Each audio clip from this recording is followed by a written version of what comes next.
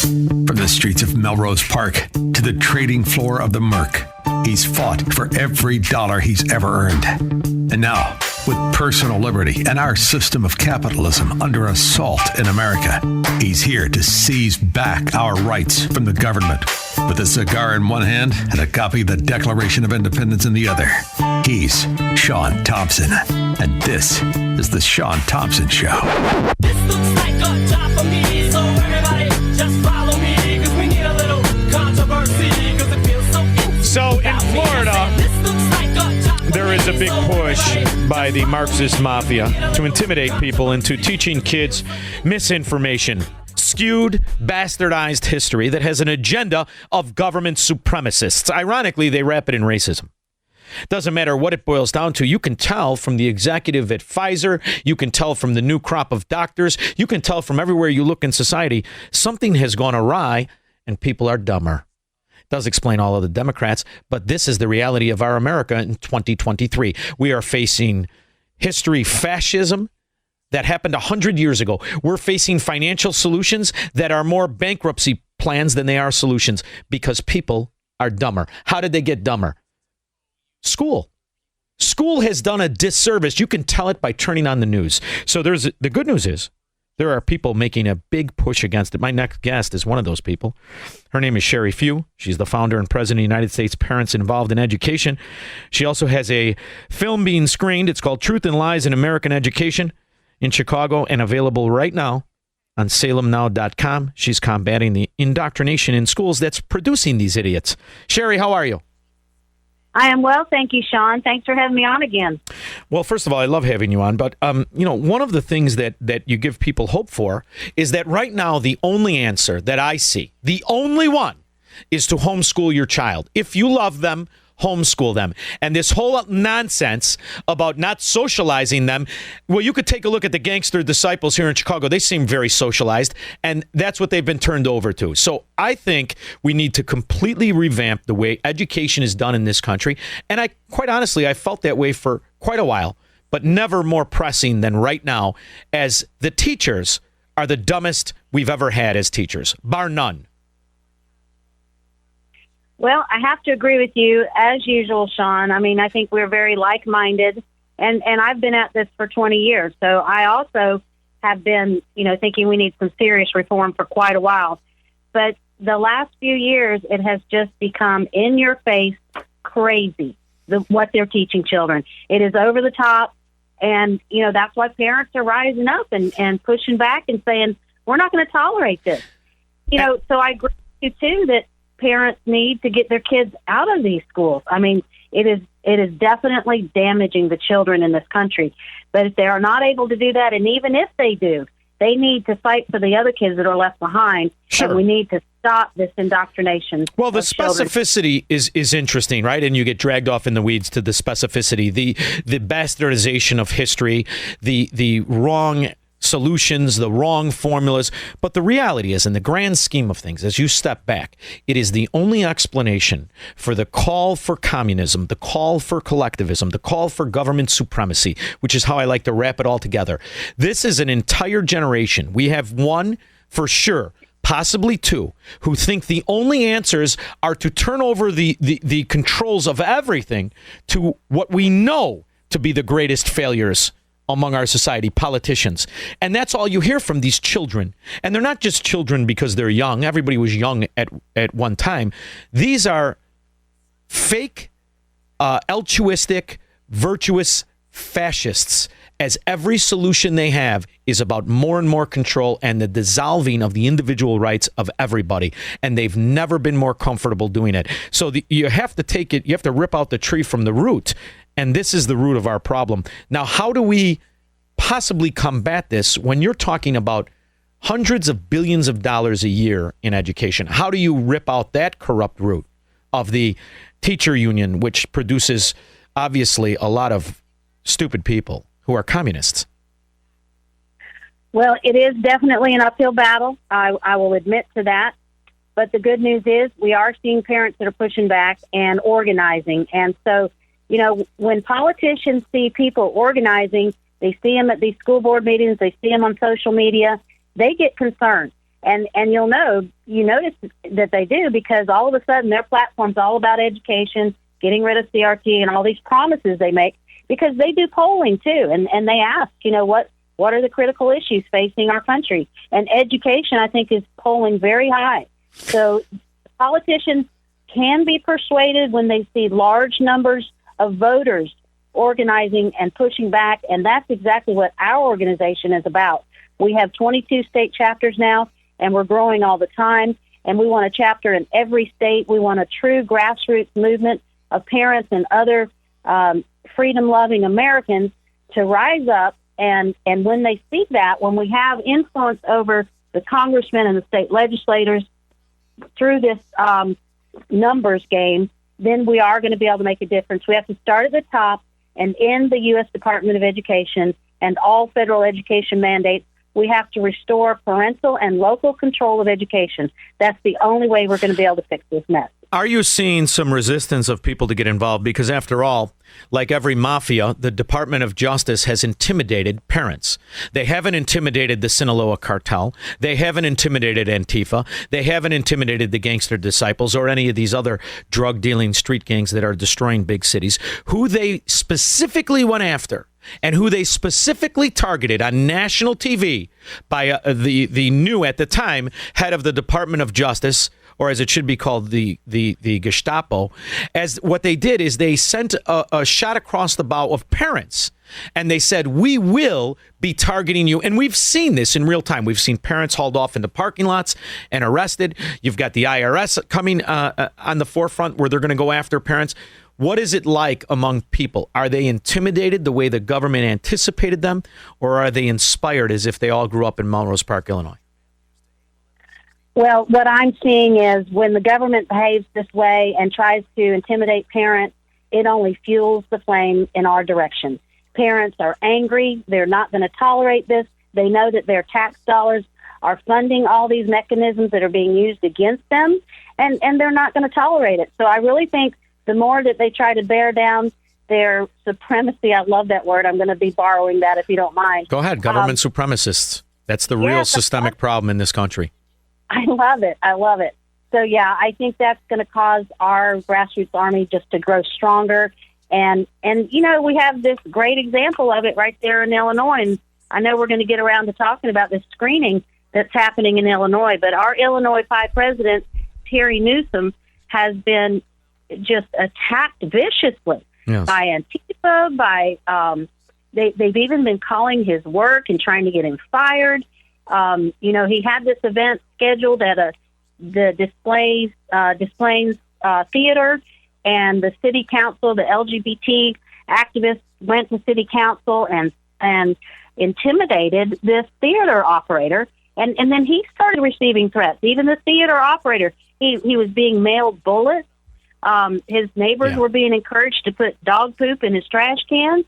I mean, it's insidious what's happening with these groups that are upset about this event. And Terry has stood strong through all of this. Yeah. And we're just so proud of his efforts there. In fact, the event is still on. He has a new venue, and it's still going to be on February 8th, but it's being moved to 115 Bourbon Street in Marionette Park, Illinois. Sure. So I'm so proud of him for persevering and sticking with it. And he's changed the title of the event, and Parents Involved in Education is now the leader of this event, whereas before it was Awake Illinois. You know what's funny? Antifa is afraid to raise their head in certain areas, and they're very courageous to raise their head in other areas. Has anybody given thought to approaching Kyle Rittenhouse and asking him to franchise a security firm in his name and call it the Kyle Rittenhouse Security Firm? Come on in, we dare you. What do you think about that? You think that it might send a little shockwave to Antifa? Yes, indeed. Yeah, it is frustrating that, as you mentioned earlier, the government's not intimidating them. They have free reign of just. And in fact, the other thing with Terry is he was put on the Southern Poverty Law Center's hate watch list. Ooh. And that put his family and himself in serious threat of harm. So that's a list that's published, and Marxists, really evil Marxists, look at the names on that list for people that they can harass and intimidate. It's really bad. If only we could get a committee on, like, say, the government to look into the Southern Poverty Law Center and see exactly where they get their money from. I'd be interested in that. And then I would also be interested in having Terry Newsom get an attorney of his own and sue the Southern Poverty Law Center for endangering his well-being by releasing his name to the foot soldiers of the mafia and Marxism themselves. By calling themselves Antifa, they think they're throwing off dissent, but that's only among the people who are stupid enough to not realize the fascists are Democrats. And I'm wondering, has that been given any thought to your knowledge? And at a certain point, isn't it to use the law as the shield the only way to combat when law is used as a spear? And maybe we should start attacking some of the atrocities that are committed by these quasi-foot soldiers to the mafia. Well, I agree, and I think that we need to file lawsuits. I mean, there's so many cases for suits all around the country. There's Terry. There's other parents like him around the country. And our constitutional rights are being totally violated. I think we have a lot of good constitutional cases that could be tried. And we also have some pro bono legal groups that are offering to defend these cases. So there is hope in that vein, but I do think we need to be filing more lawsuits, those of us who are on this side of the issue. Now, Sheri, tell a little bit about the truth and lies in American education and why it is so essential that people, if they can't go to the venue where it's going to be released, that they could check it out at salemnow.com. Give us a little insight into exactly what we will learn there. Don't give away the ending, but, give us a little insight. Well, I think it's very good. I'm executive producer. I guess I'm a little biased, but it's better than most documentaries because it's not just a bunch of dry, boring interviews.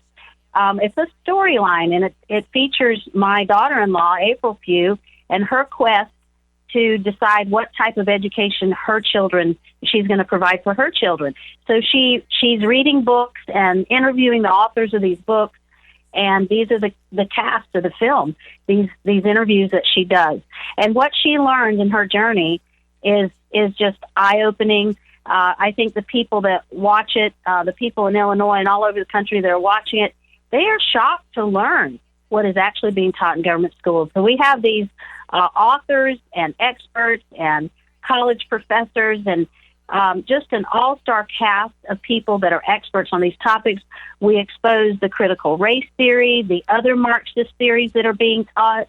We expose the sexualization of children that's happening. And we have one cast member in particular, Bernadette Broyles, who has a nonprofit pro bono legal foundation where she is defending families whose children have been influenced with gender dysphoria behind their parents' backs. And in some cases, like one of the family that she represented of a young 6-year-old had actually been raped in a bathroom that was gender neutral by a boy who accessed the bathroom. Oh boy, that's infuriating. Sheri, the outrage and people. I don't know how old you are, but I'm in my 50s. But the thing that to witness in this particular version of American society is it's the parents. It's always the parents' fault. I'll never forget when I was a kid, your mother would send you out of the house. Don't embarrass me because everything comes back to me. It's my fault. And that's how society used to kind of gauge themselves and used to have a certain consequence. But yet in this particular society, there are no consequences. So as we discuss the topic of critical race theory, does it matter anymore that it is poppycock and wrong, that it has not any fundamental actual events of history, and whether you take the history that is told in this story or not, it is built on a theory of falsehoods? Should that not be the conversation? And why is it you think people are afraid of this, in particular parents, because they're worried that some imbecile will call them a racist? Why do you think people are afraid to take this on for the ridiculous notion that it is? Well, I do think people are afraid of name calling and the ostracizing that happens when you take a stand on issues like these. People are called racist all the time that have conservative views for no reason whatsoever, except that, because they're a part of a particular group, they're racist. Yeah. Whites are all racist now. Anybody who's white, especially a white male, is a racist, a white supremacist. Well, and that's exactly what Terry's been accused of in trying to organize this event and other things that he's done. He's called a white supremacist, a homophobe, and so that's why in this event he's put together a very diverse group of people that are going to be on the panel. There's an Asian, an African American. See, I don't want to play that game with them because I believe in the way that it is supposed to be. I judge somebody by their character, regardless of their color. And when I am confronted by these imbeciles who are Democrats, I like to always tell them I hate far more white people than any other race. After all, those are the founding fathers of the philosophies of failure and fascism, of communism and socialism and Marxism, all of the philosophies that have not only destroyed lives throughout the world, but are directly responsible for 180 million deaths on this planet. And yet these pseudo-intellectual college graduates who gave themselves degrees always fail to remember that. Ironically, they are the useful idiots of the true racists. The Marxists, the socialists, the fascists, and the communists. Do you think maybe if they are slapped in the face like a dog that doo-dooed on my rug and I rub their face in it, that'll wake them up? What do you think? Oh, I think you're funny. So yeah, it is a mess, All right. and it is in our colleges and universities. It's been there for decades, and I would never even send my kid to a college or university. Please. There's a few like Hillsdale that are safe. But, if you want to protect your children's mind from this Marxist indoctrination, you got to keep them out of those colleges and universities, too. College professors, where butter-handed pansies can write books and sell it to each other and become millionaires. I guess there is a version of communism and socialism that works. It's only among college professors. In the meantime, I appreciate you for combating it. And it's a shame you put this documentary together. You could have used my description of government supremacists in there, but maybe the next time. In the meantime, I'll be looking for this. Sheri Few, you can screen it now live on salemnow.com. In the meantime, where is the event that Terry Newsom's having? Tell me one more time. Well, what I'd like to, it's at 115 Bourbon Street in Marionette Park, Illinois, and I'd like to direct folks to the truthandliesfilm.us website. That's the address, truthandliesfilm.us. If you go to the tab that says more, you drop it down, it'll say Illinois Film Screening. And all the details are there. Sheri Few, thank you so much. All right. Thank you, Shaun.